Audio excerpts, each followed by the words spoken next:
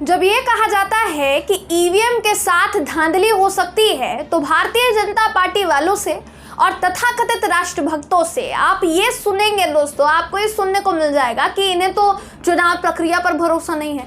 हम सवाल खड़े करेंगे कि ऐसा क्यों हो रहा है तो ये हमसे ही सवाल पूछने लगेंगे कि आपको तो चुनाव आयोग पर भरोसा नहीं है, आपको तो ईवीएम पर भरोसा नहीं है। लेकिन जब भाजपा के ही सांसद साहब ये कह रहे हैं कि ईवीएम के साथ झोल होगा तो तमाम पलटवार गैंग पलटू कैसे बन जाती है।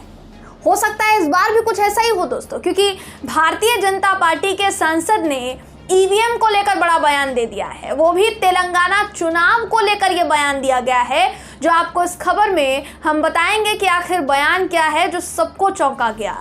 नमस्कार, मेरा नाम है जयंती झा और आप देख रहे हैं देश नीति। देश नीति, केवल सच्ची और पक्की खबरें।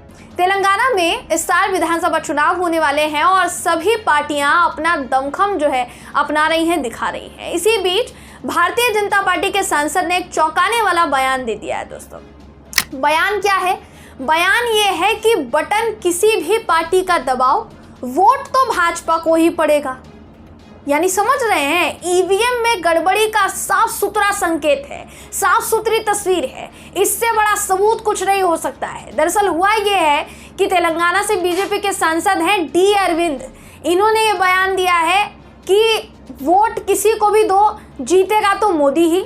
ईवीएम पर कांग्रेस का बटन दबाओ, हाथ का बटन दबाओ, कार का बटन दबाओ, किसी का भी बटन दबाओ, वोट तो भाजपा को ही जाएगा। भाजपा सांसद ने यह भी कहा है कि अगर आप अपना वोट नोटा को देंगे तो भी मैं जीतूंगा, आप कार यानी बीआरएस को वोट देंगे तो भी मैं जीत जाऊंगा, और अगर आप हाथ यानी कांग्रेस को वोट देंगे तो भी कमल यानी बीजेपी ही जीतेगी। भाजपा सांसद आगे कहते हैं कि वो ये बात अहंकार के कारण नहीं बोल रहे हैं, वो तो ये बात इसलिए बोल रहे हैं क्योंकि उन्होंने लोगों की सेवा की है और उसी सेवा को लेकर वो लोगों के पास गए हैं। दोस्तों, ये बहुत चौंकाने वाला बयान है। निजामाबाद में प्रेस कॉन्फ्रेंस कर रहे थे, इनका निर्वाचन क्षेत्र है, वहां पर इन्होंने ये विवादित बयान दिया है। हालांकि पहली बार नहीं है जब विवादित बयानों की वजह से चर्चा में है। इससे पहले अपनी प्रेस कॉन्फ्रेंस में एक सवाल का जवाब देते हुए इन्हीं भाजपा के सांसद ने कहा था कि बुलडोजर का इस्तेमाल तभी किया जाएगा जब पथराव किया जाएगा, यानी अगर आप पथराव करोगे तो आपके घर पर बुलडोजर पहुंच जाएगा। लेकिन ईवीएम को लेकर इनका दिया गया बयान कहीं ना कहीं भारतीय जनता पार्टी की पोल ये बयान खोल रहा है। चुनाव आयोग की कार्यप्रणाली पर सैकड़ों सवाल खड़ा करता हुआ ये बयान चौंका गया सबको। सबसे बड़ी बात तो ये है कि ये जो बयान है इन्होंने एक प्रेस कॉन्फ्रेंस के दौरान दिया है, यानी मीडिया का कोई लिहाज नहीं है। अब इससे हुआ ये है कि तेलंगाना में जिस बीआरएस और बीजेपी के बीच सट्टी गट्टी की बात चल रही थी कि दोनों का एकजुट मिलन होने वाला है, अब भाजपा और बीआरएस के बीच एक खाई सी पैदा होती नजर आ रही है। भारत राष्ट्र समिति यानी बीआरएस ने चुनाव आयोग से इस मुद्दे को गंभीरता से लेने की बात कही है, जांच कराने की बात कही है। चंद्रशेखर राव की बेटी ने जांच कराने की बात कही है, लेकिन क्या वाकई में जांच होगी? दोस्तों, कुछ समय पहले जब राहुल गांधी तेलंगाना पहुंचे थे तो उन्हें देखने के लिए भारी जनसैलाब उमड़ा था।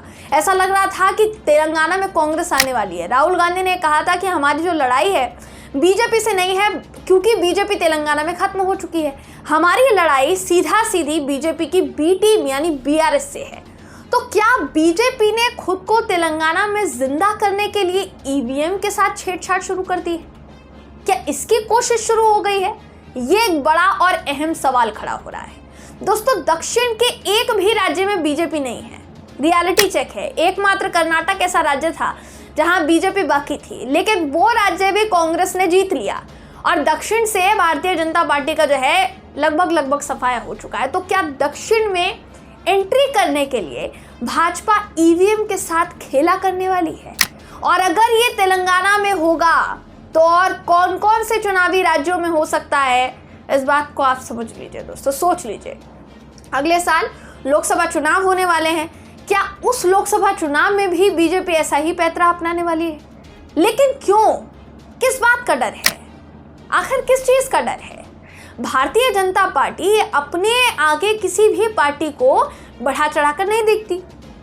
कोई भी पार्टी देखिए, कोई भी पार्टी क्यों ना हो, अब चाहे वो दूसरी स्थानीय पार्टियां हो या वो कांग्रेस हो या कोई भी पार्टी हो, सबका अपना अपना ये है कि हम दूसरी पार्टी से तो बहुत बेहतर हैं, लेकिन एक अलग लेवल का जो कॉन्फिडेंस है वो भारतीय जनता पार्टी के पास है। दोस्तों, ये कॉन्फिडेंस के पीछे हाथ किसका है, ये एक बयान बता रहा है, ये एक लौता ये बयान बता रहा है।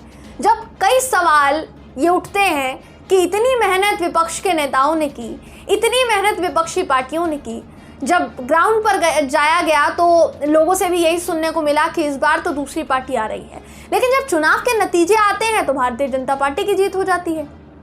तो ऐसे में कई सवाल विपक्ष उठा चुका है, कई सवाल राजनीतिक विश्लेषक उठा चुके हैं, लेकिन ईवीएम को लेकर फिर वहीं सुई अटक जाती थी कि आप चुनाव आयोग पर कैसे सवाल खड़े कर रहे हैं, आप ईवीएम पर कैसे सवाल खड़े कर सकते हैं, क्योंकि इसी ईवीएम से तो चुनावी राज्य, दूसरे चुनावी राज्यों में, विपक्षी राज्यों में भी चुनाव होता है, वहां पर ईवीएम से जीत हो जाती है। लेकिन फिर अगर गौर किया जाए बीजेपी सांसद साहब के बयान पर, तो फिर क्या वो सवाल सही नहीं है जो अभी तक उठाए जा रहे थे ईवीएम को लेकर?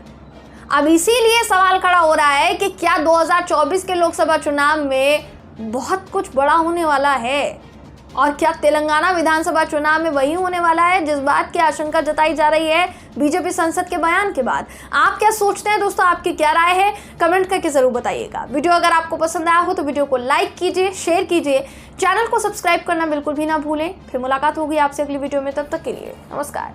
आपका एक सब्सक्राइब हमारे लिए महत्वपूर्ण है। देश नीति को अभी सब्सक्राइब करें और बेल आइकन को दबाना ना भूलें।